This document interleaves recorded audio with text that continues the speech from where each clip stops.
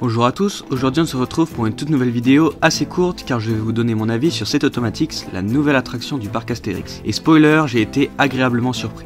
Avant de commencer, je vous invite à vous abonner et à liker cette vidéo, ça me soutiendrait énormément. Et maintenant que c'est fait, on peut commencer cette vidéo.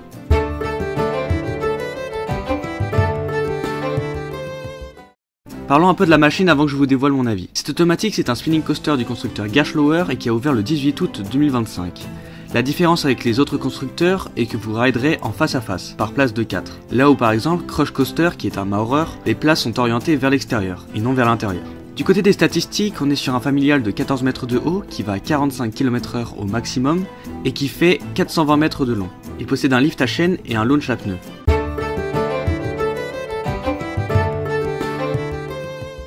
Ici on retrouve le célèbre forgeron du village gaulois, toujours prêt à inventer de nouvelles machines. Cette fois, il a décidé de créer une toute nouvelle série de chars expérimentaux. Et devinez quoi? C'est nous les visiteurs qui allons servir de cobayes pour tester ces prototypes. L'attraction nous emmène donc directement sur la piste d'essai de Set Automatics. À bord de ces chars, chaque virage, chaque descente et chaque accélération deviendra imprévisible, car les véhicules tournent sur eux-mêmes.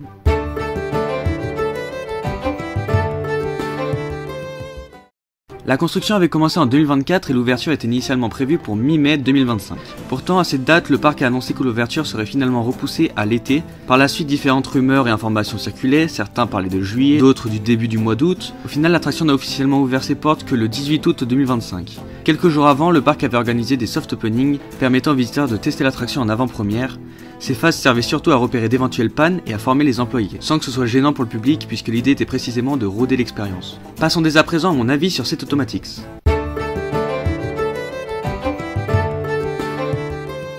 Commençons par la thématisation. Franchement, l'extérieur est magnifique. On retrouve ce grand garage en bois, un char suspendu à une grue, le logo de l'attraction et le coaster qui traverse carrément le bâtiment. L'intégration dans la zone est super réussie, surtout avec l'entrée d'attention menhir qui a été rethématisée, ou encore les chaudrons et même le launch parfaitement intégré.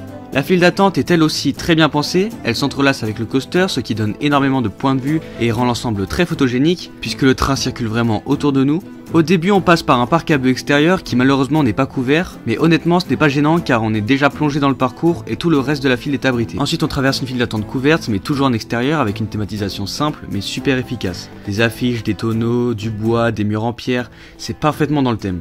Puis on arrive dans une partie indoor juste au-dessus de la gare au niveau d'une des zones de frein, toujours entouré de planches et de poutres en bois. Enfin on descend dans la gare où l'on retrouve des étapes de fabrication de notre char, avec toujours une petite touche d'humour gauloise. Pour moi, la file d'attente est vraiment parfaite. Couverte en partie, assez longue avec une section indoor comme je l'espérais et pas trop de parc à bœufs. La gare, elle, est tout simplement magnifique. Des roues un peu partout, un éclairage soigné, des chars suspendus en hauteur et plein de petites blagues et références, comme une roue qui représente Toutatis.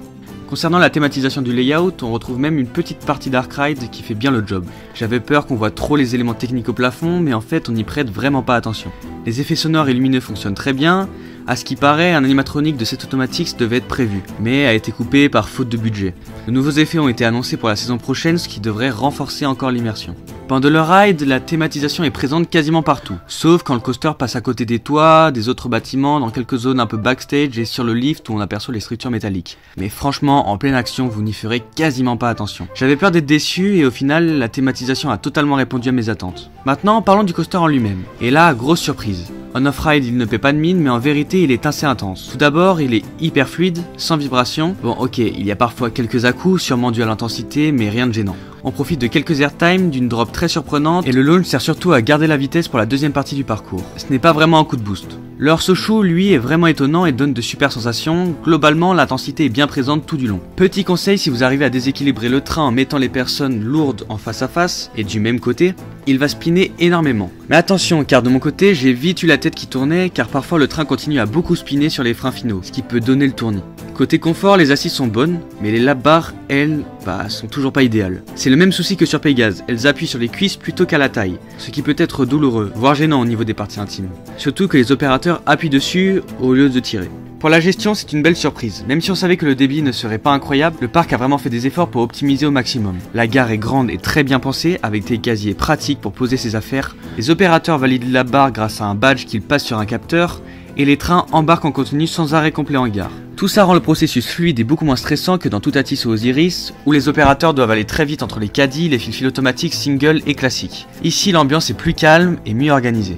La Single Rider, quant à elle, est excellente et je vous conseille vraiment de l'utiliser, vous ne ferez pas plus de 10 minutes d'attente. Elle n'est pas très visible car elle se situe dans l'axe fil automatique où un opérateur est à l'intersection pour l'accès prioritaire. En plus, son accès est juste à la sortie du bâtiment, ce qui permet d'enchaîner facilement les tours si vous le souhaitez. En conclusion, cette automatique c'est une très belle surprise, c'est une nouveauté parfaite pour le parc qui complète idéalement l'offre familiale. Bien sûr, on pourrait chipoter en demandant quelques améliorations comme peaufiner la partie Dark Ride ou renforcer encore la thématisation du layout, mais dans l'ensemble c'est une réussite totale.